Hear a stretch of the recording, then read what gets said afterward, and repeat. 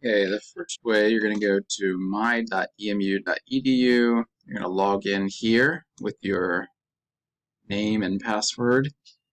Click on Academics, Faculty, select the course. So if I want to do discrete mathematics, class list, click on email, that little thing right above all of them, that'll select all of them, and then email selected students. I always put it to private just so they don't see each other's emails, kind of as a best practice on privacy. And then you can type whatever you want there. Second way is you go into Moodle.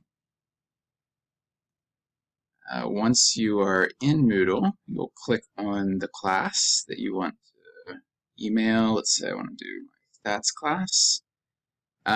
There's a couple different ways in here, but what I usually do is announcements, add a new topic, and put it here. If I click on advanced, I can, for one, make sure it goes out to them right away instead of being delayed for a half hour. And maybe that's all my options.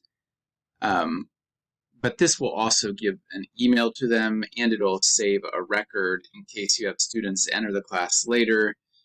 They could always go to the announcements and see what's been emailed to